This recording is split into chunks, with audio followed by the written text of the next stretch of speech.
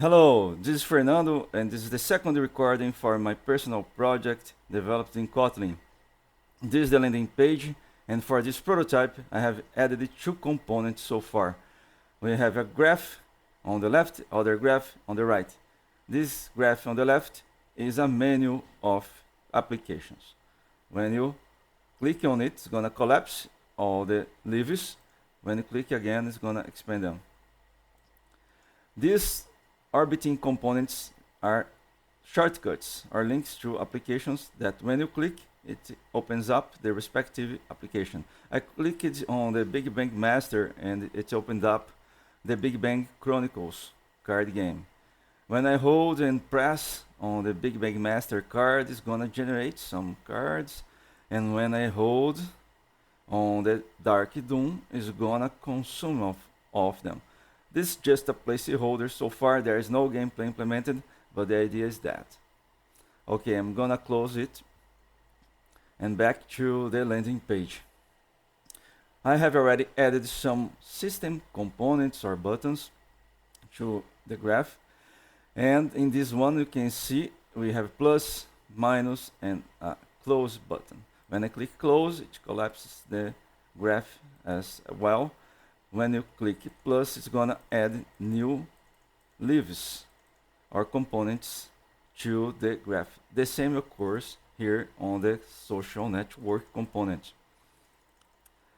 We also have the minus system button where you click and removes some elements from the context list by chance. Okay?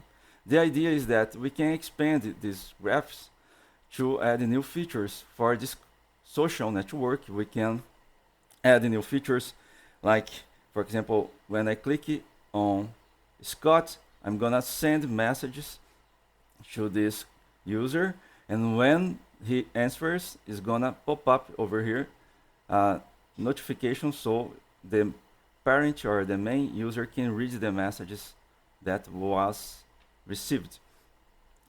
This is a layout and a visual where the control of the nodes are implemented via physics, and it's a little bit chaotic. You can see if I add more nodes over here,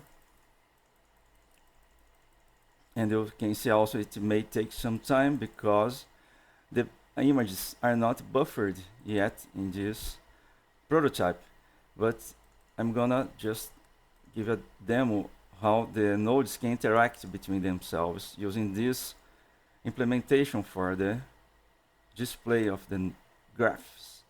Okay, you can see that some interesting emergent behaviors show up over here. And it's fun to see how these things occur depending on the way that you drag the graphs around. But it's possible to implement different views for this data or for the graphs so that they can remain more controlled, organized, static. So I can just really put these nodes, these orbiting nodes around the main graph using a static layout. And then also sort them out by priority, by messages received, and similar solutions. This is pretty much the first version of, or second version of this prototype, but I'm gonna add more features. Thank you for watching.